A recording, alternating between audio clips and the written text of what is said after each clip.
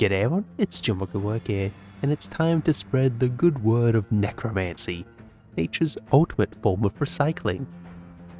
Now, necromancy has a bit of a negative stigma around it with the whole desecration of life thing, but my audience of strong-boned viewers were more than happy for me to take a crack at opening a coffin and giving the advanced elderly something to do with the afterlife.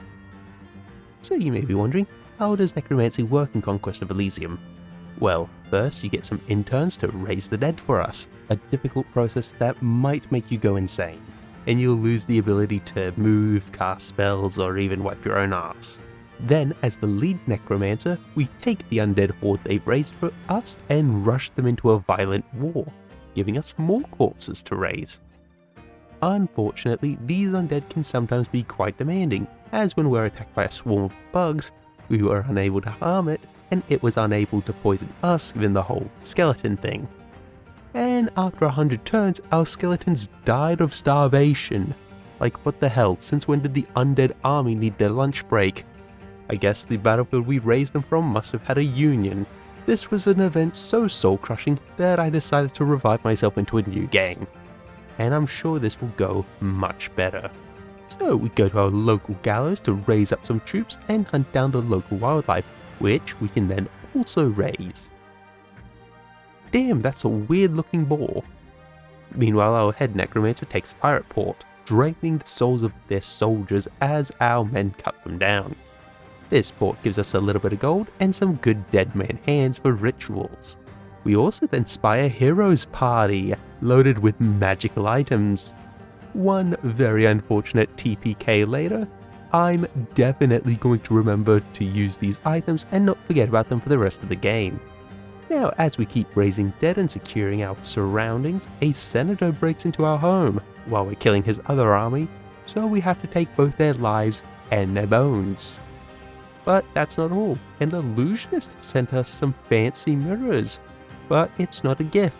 These mirrors will debuff our soldiers.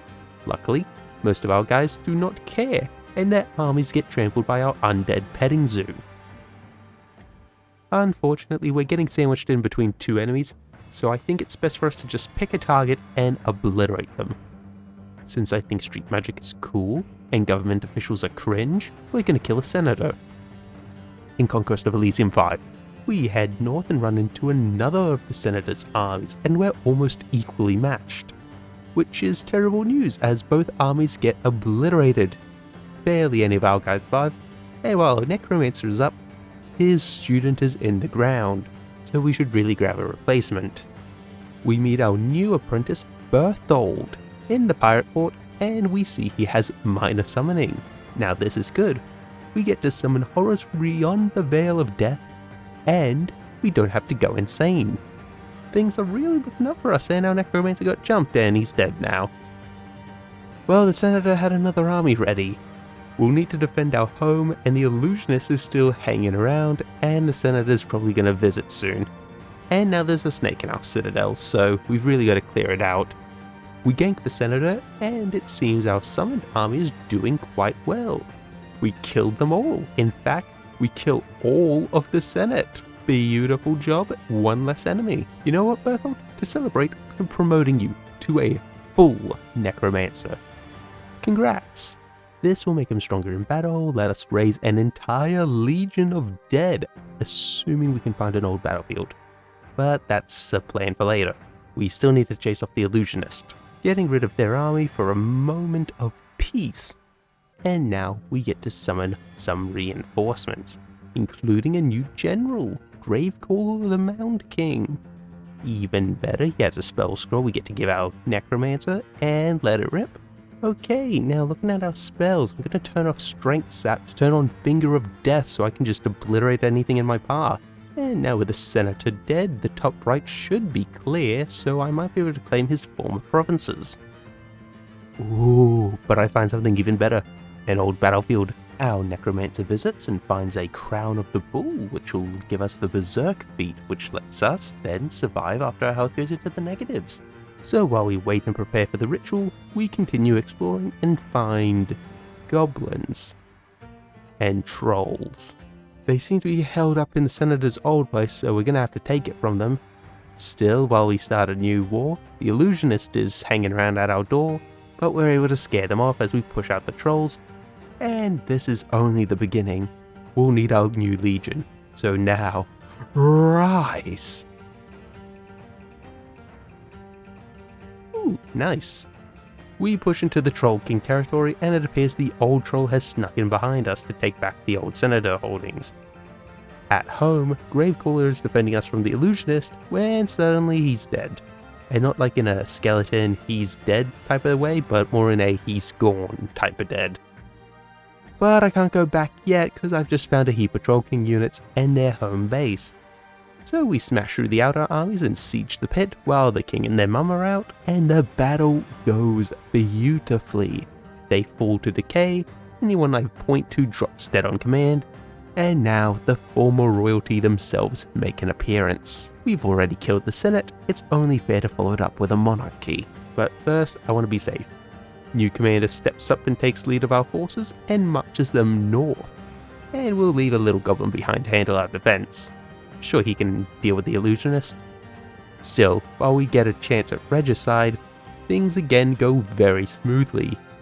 Our decay practically nullifies the Troll King's regeneration, and our sheer numbers overwhelms him as he's torn to shreds by the spirits and turned into a pincushion by the archers. The old troll doesn't fare much better, as the frogs they thrust at us barely have enough time to breathe before being obliterated. The only strategic flaw we had was that we had so many people, I wasn't in range to finger them to death. Wait a second, I think I might have to change that. But I digressed. With the Troll King gone, we only have one enemy left, and they've been knocking at our door for a while now. We send our commander to recollect the settlements so we can boost our economy, and the rest of our army goes west. We pass the tower, but they've got no general in there, so we're just going to keep running. Short on apprentices, so we can't raise too many dead. And ooh, that's a nice mine. They leave it guarded with a single crossbowman, so we're going to take it. And then they'll take it back, and then they'll leave another single crossbowman. So at this point, I think they're sort of feeding me, and I'm going to take all I can get. I chase them down towards my base where my generals have a fresh army to sandwich them. But they run out the side, and we've got to start chasing them. We catch up, and we get another giant death stack just erasing them from the map without a care in the world. However, something I do care about is King in Yellow, and I am not starting shit with him, so I'm just gonna walk around him. Now, I want to give Berthold his final upgrade, so... Ooh, we could become a lich. Okay, new goal, new goal, new goal. We're gonna try and find a temple and become immortal. Very, very simple. We search every corner of the map, including the northwest corner, which is an illusionist holdout. With two armies, you might think they can stand a chance. Nope, they both fell with relative ease. In fact, these creepy ass spiders that attacked us were a way bigger threat. Elsewhere, our little goblin is searching the south, and we need to hire some more help, but an illusionist army tries to cut us off. So we take a stab at them, and that's it. Yeah, I didn't realize I was their last guy. Luckily, I guess, there doesn't seem to be any temples, so it saves no time, but damn, I didn't get a chance to reach lichdom. Guess I just have to get used to being human for a little while longer. Well, I hope you guys enjoyed. Have a good one, and I'll see you all next time.